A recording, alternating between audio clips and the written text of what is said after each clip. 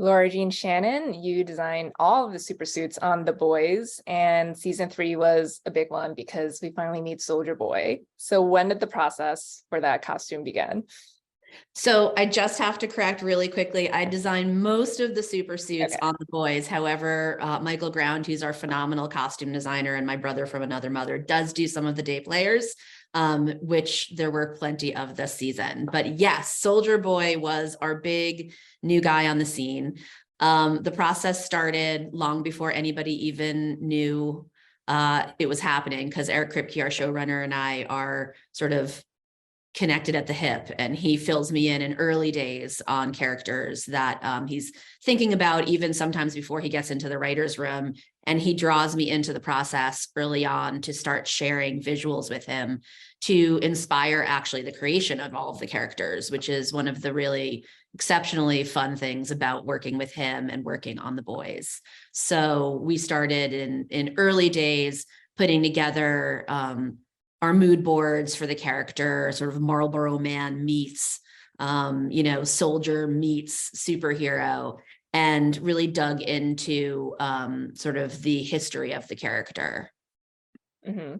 How familiar were you with the comics version beforehand? So one of the things about The Boys that's really fun is that we have these crazy graphic novels, by Garth Ennis. And so we do like to tap into each of those characters in terms of early research. And I like to pull enough of the DNA from those characters that the fans of the books, really feel the energy of that character while putting our own stamp on it. So there's actually several versions of Soldier Boy in the books.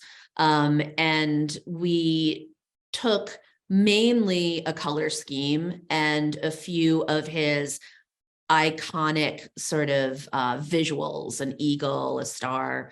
And we made sure that we, kept a shield as part of his whole kind of look. And then we sort of lobbed that into this realm where it also became a weapon.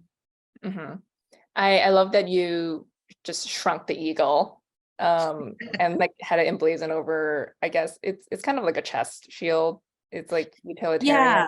Yeah, with Soldier Boy, we really wanted to lay into the soldier aspect of it. So and the other thing about him is he was a superstar superhero way back in the day, kind of after that sort of tights wearing era of superhero, and before now this sort of muscle bound era of like very tightly fitted super suits. He was in this little sweet spot where his pieces are actually a little bit looser fitting, more like BDUs that you'd find on a soldier. And so he also has that tactical vest that has the iconic eagle logo that you're referring to. Mm-hmm.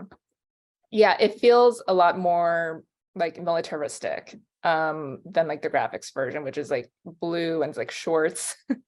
Well, one of the things that we do on the show, sorry to interrupt, is we really ground our characters. So, the humor in our project really comes from the writing and the acting, and also just sort of like really looking at reality in a way that is truth is stranger than fiction, right? And so we ground all of our characters and create sort of a legit superhero universe that's also part of an actual world that we live in. So there's no magic, in our world. That's just technology. So even what creates the superheroes is something that was created through science, and it's just manifests itself with superpowers. So the only thing that's sort of fantastical in our project is the superpowers themselves. Otherwise, everything else we do, we really try to, get grounded and gritty. And you can even see in a character like Soldier Boy, for instance, that there's intrinsic battle scars and wear on his super suit to really, drive home that whole sort of idea that these are real people in the real world, really having, powers that they then use in combat. Mm-hmm. Yeah, for sure. Because it also like not just his, but all of them, even if they're kind of surreal, like it still feels practical, like they're walking around in the world and that. Yeah. Yay, we did it. Well, I love the green and red accent color scheme that you guys landed on it. So how did you land on it? Like, Yeah, dude, let me tell you something. Green and red, not being Christmas and being badass is a challenge, it was, because you also have to, you don't really see the red at first too. You have to look for it. So yeah, well, thank you. That's thanks to our fabulous textile artists who, gave it its sculptural paint job, which is always the chef's kiss of every super suit.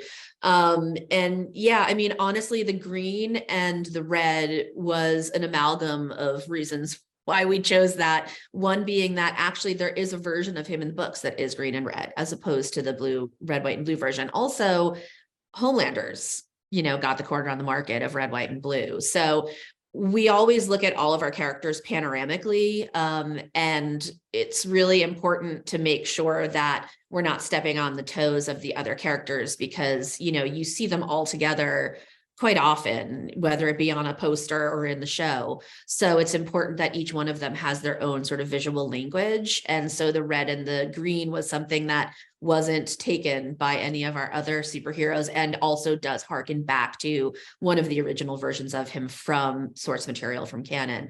But we definitely worked hard to heighten and customize the colors. So for instance, the base green fabric that we use for him is sort of a deep green that has a bit of a brightness to it, that we then actually high density screen printed a 3-dimensional star pattern in like an olive that has a bit of a sparkle to it. So it brings it down to an olive drab a little bit more, with just a little bit extra life. And then the light catches it in a way that, really kicks in a lot of the dark settings that we knew he was going to be in over the course of the season. And then the reds, we actually started with a fairly bright red, which gives us a lot of room then to give it that sculptural paint job I had mentioned, so that you have that brightness sort of emanating from within, but really it's greased up and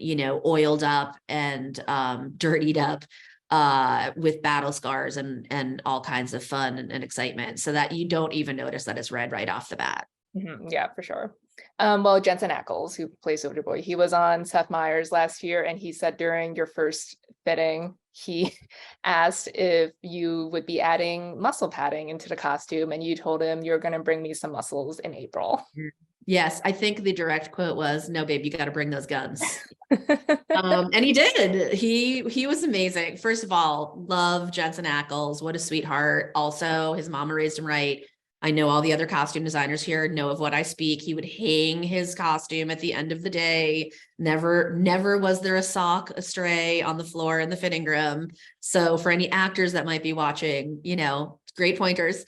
But yeah, he was great and a lot of fun. And that's part of the fun of designing superhero costumes with our actors, is that it really is a different process. I mean, it's very similar in that we're creating characters together, and my job is to, make sure that they're really comfortable when they walk into my fitting room, and provide them whatever they need to, really find the character. But they come in after we've already worked with our executive producers and the studios and the networks designing the super suits. So they come in to seeing themselves, on concept art, like as the character. And pretty much 10 times out of 10, they get really fired up and jazzed. Like, it's an exciting thing. Yeah, because who doesn't want to be a superhero? So right. But every single part of the process is custom. Every single stitch, I mean, every fabric, every sculpted element is customized to them specifically. We start by doing a scan of their bodies, and everything is customized to them. So it is like minimum six fitting process.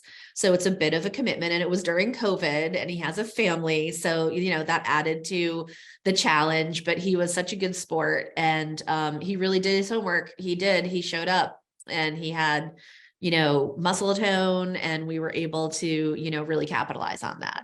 Because, it's challenge accepted. So there's very few people that don't have a muscle suit, just, for in case anybody was wondering, almost every person has a muscle suit under their super suit.